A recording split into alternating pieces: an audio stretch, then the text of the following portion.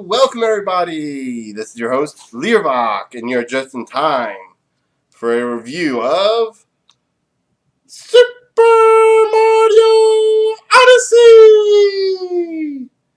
Super Mario Odyssey!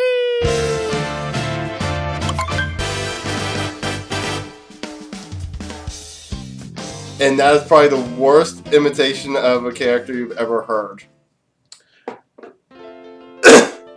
So, this is going to be a kind of a two-point review, a two-in-one review, sort of. We're going to be focusing mainly on the game itself, which I need to, there we go, get the lighting out. I need to get better lighting for this.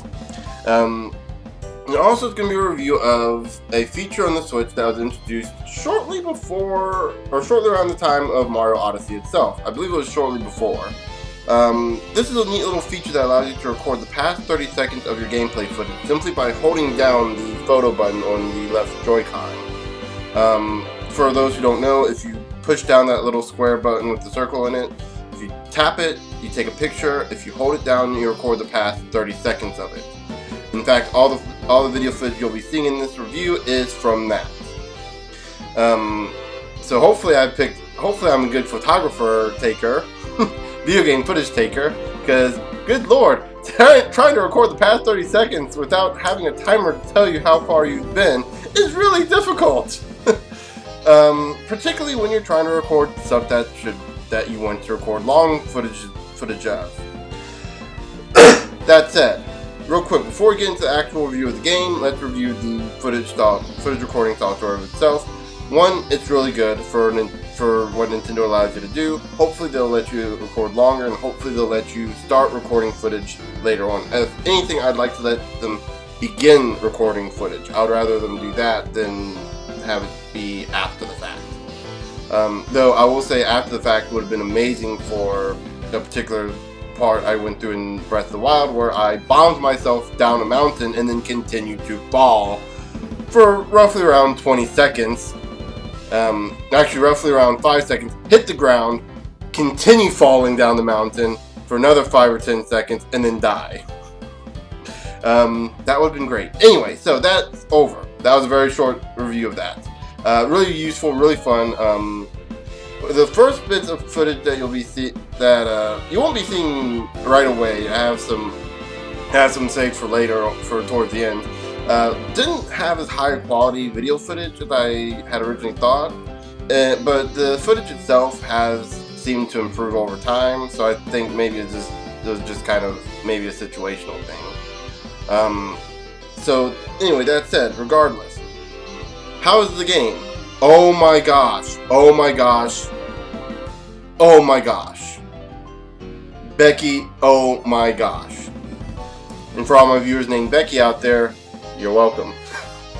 Who am I kidding? I have 200 subscribers. No one's watching this. I am such a confident guy. But anyway, for those of you that don't know Mario, hello all 2.5 of you, and for those of you that don't know Mario Odyssey, hello all 1.5 of you. I don't know how you managed not to know about Mario Odyssey and yet somehow not know about Mario. That is amazing. Good on you. Mario is a 3D platformer. Well, Mario 64 and onward has been 3D platformers, but they have had... Mario's a platformer. It's a complex history. I can't go into it in this video because it would probably take 45 minutes, and I've already had to re-record this about 15,000 times, trying to keep this under 15 minutes. So, Mario Odyssey is the latest in the 3D Mario quintilogy, I guess, because there's 5 3D Mario games right now, not counting Mario 3D World and Mario 3D Land, because those are kind of in their own little bed of games. And the same with the new 3D Mario games, or the new Super Mario games, which are 2D games but with 3D graphics. Yeah, Mario's a little bit complex. You can probably look at the gaming history, and he probably has a better history of Mario than I do. Anyway, so Mario Odyssey is the latest in the Mario trilogy. Don't know how many games at this point. I stopped keeping track. It's the latest outside of, I think, Mario Party's 100 mini game, whatever. don't remember the top 100 mini games. Look, this is a game I've been focusing on for the past however long I've gotten it. I think about 8 or 9 days at this point. This is a fun game. This is a very fun game. It is insanely fun, and it is exactly what I've been begging Nintendo silently for the past since Galaxy 2 came out. And actually since before Galaxy 2, because Galaxy 2 came out and that was a massive disappointment for me on many different levels. Primarily because, well, it took a lot of what made Mario Galaxy 1 great and then kind of just threw it out the window. And try to keep all the best stuff, all the gameplay intact, and it kind of went downhill from there. I also kind of got a little too ridiculous with some of the motion challenges. Some of the motion control challenges got really stupid hard and were just kind of unfairly hard.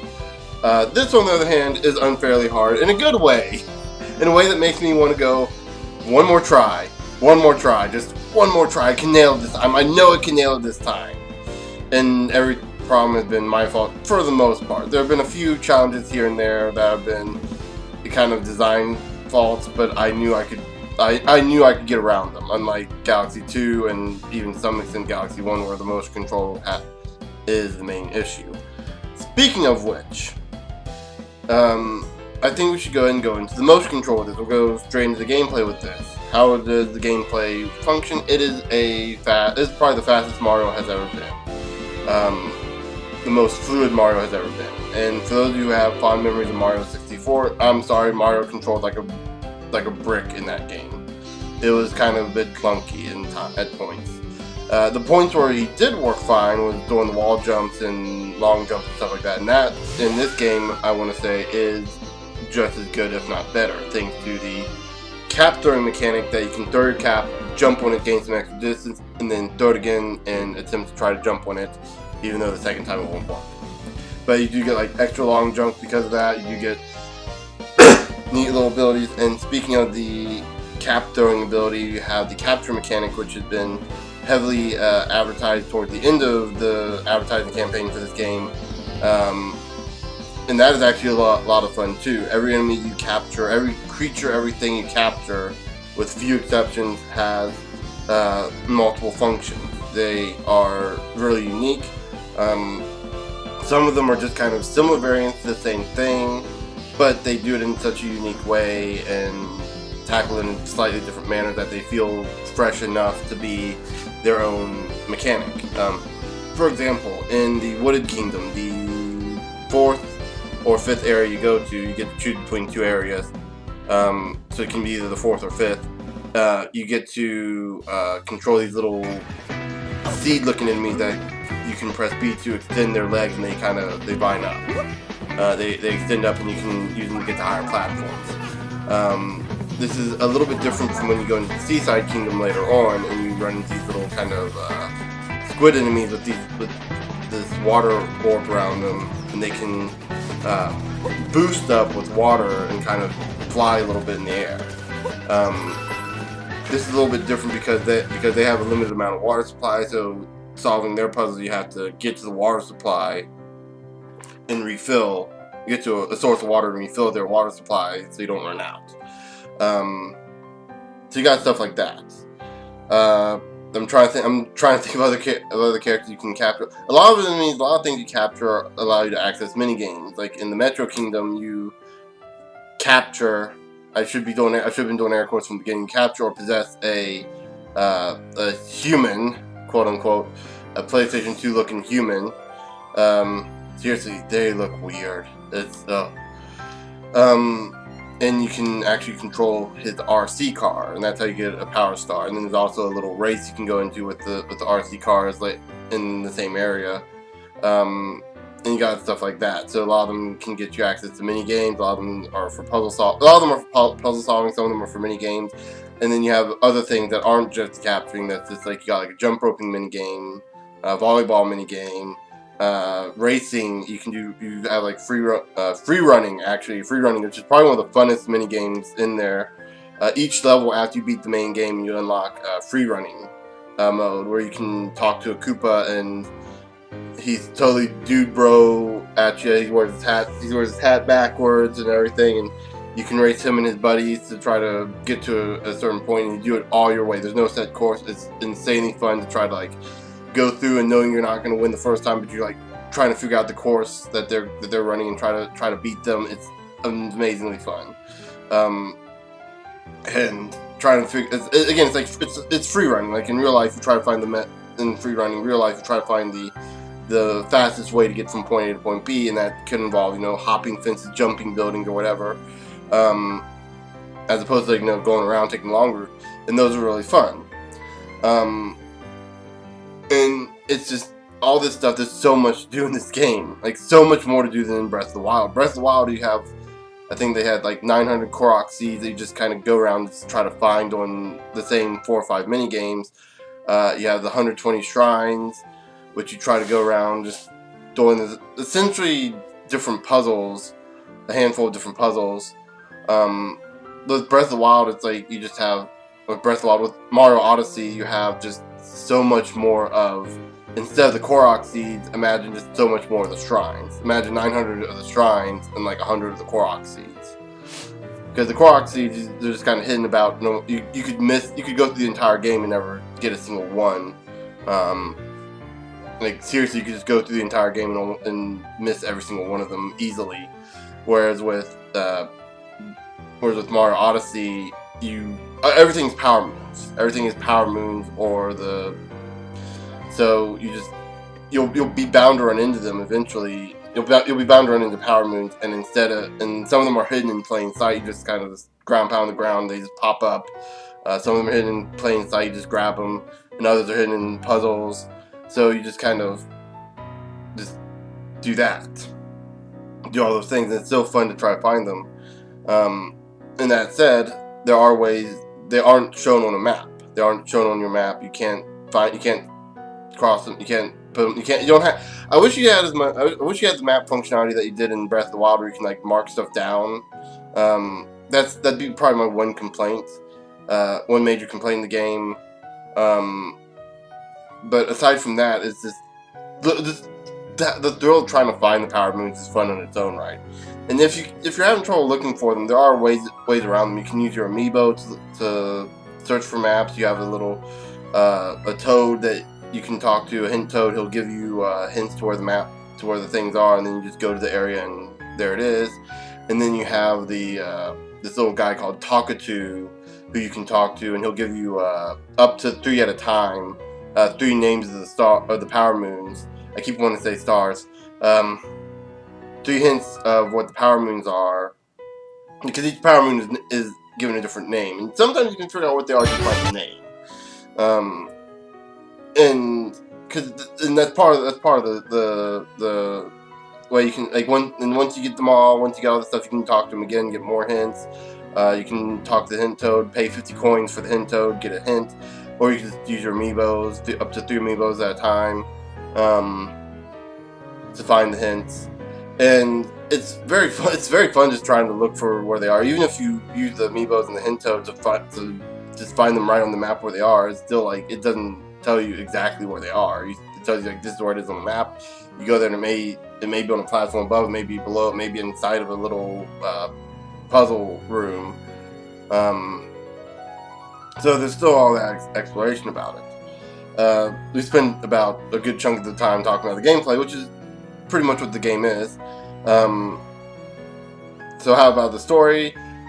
Bowser's getting into a forced marriage with Peach. He's forcing his marriage onto Peach, and the entire time he's going around collecting stuff for the marriage, and Mario's trying to keep up with his partner Cappy, a cap-like ghost, a hat-like ghost who possesses Mario's cap. Actually becomes Mario's cap, and then is what allows Mario to capture enemies. Yeah, in order to sell this into China, China has this real thing about possession and ghosts and spirit stuff, so they have to use the term capture instead to get around it, so yeah. It's fantasy, come on. I wish they'd get over it, but China's gonna be whatever. You can't argue with. Oh, I mean you can, but we can. China can't because I guess they can too. I don't know. I don't know enough about their government to actually say anything, so I can't say anything much on it. But anyway, so getting back on this topic here because I keep derailing too much. The story is kind of interesting because like Bowser's trying to set up for a wedding, and then that's the entire story. And you get the Brutals, which are these bunny-looking creatures, and they just kind of I unfortunately don't have any footage of them, so you'll be seeing stock footage, I guess. Stock footage I've recorded, or maybe I might pull some footage offline if I can find it. But they're just like bunnies. You fight them, and they're kind of like Koopa Kids, but I don't know, more obnoxious.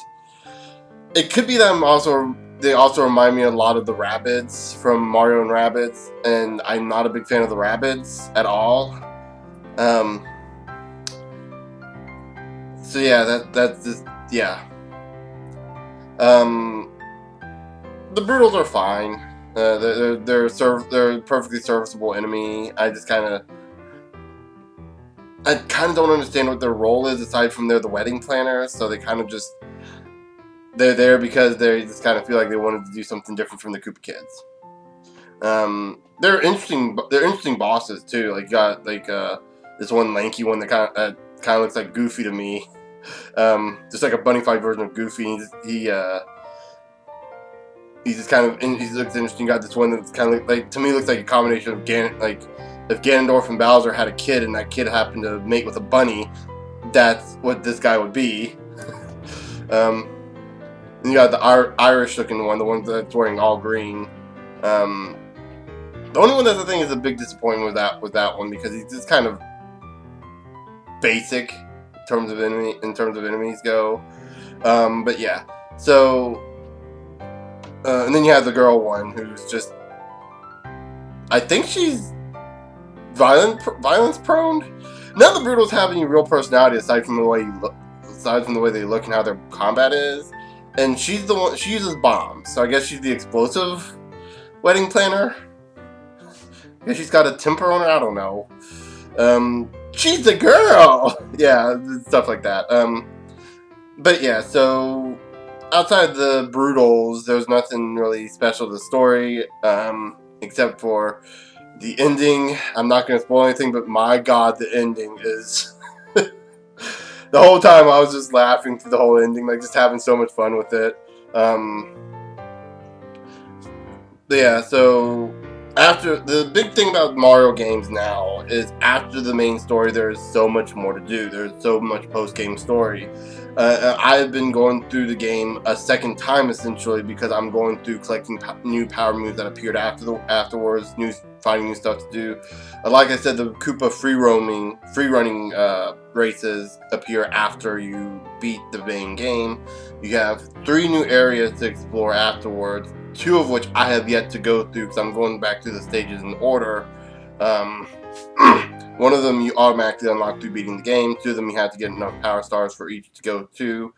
But yeah, it is just insane how much content is put into this game.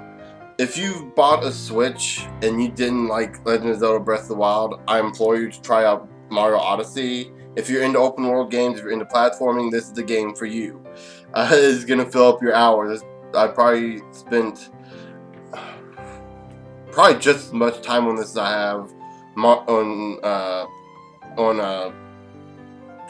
Breath of the Wild. I can't even think what the game's called now. Let me see if I can get how much time I spent on it. It does not tell me how much time I've spent on this game. It tells me how many I spent on Breath of the Wild, but not for Mario Odyssey. It tells me I played the game in the past 10 days, as opposed to 9 as I thought. But regardless, this is a game for you. If you enjoy Mario games, if you're yearning for the old Mario 64 days, oh yeah, this is it. So yeah, with all that said, I think I've said enough about this game without even giving much. I'm gonna go ahead and tell you this right now. There's one thing I wanted to mention before I go. There's a thing you get really early on called the, or people have been calling the impossible run. I think it's called free walking or something like that, where you talk to a Koopa and he asks you to walk in a line, like follow the path. The trick is the path vanishes after a while, and so you kind of have to memorize where it is. You have to get a certain amount of, you have to be accurate to a certain degree. The first time, I kid you not, my first try on it, I beat it easily. I got like 89 points when you only needed 80. The second time you go through it again post game, you have to get 90. I got 89 again, and the second time I ran through that, I got 90. I don't have any footage of the second time, but I do have footage of the first time I ran through it, my very first time, and I will show you that right about now. And now, that said, the people who sat there, the reason I was so determined to do this is I saw people doing this on like streaming, and they were failing so miserably. And one thing you'll notice I was using the camera to move. They were not, which is your first mistake when trying to do free walking in a game. You move the camera. If you can't control the camera, then it's a little more difficult. But in this game, you can, and that's what made it so much more easier. But yeah, with all that said, I think I'll go ahead and end this here. And okay,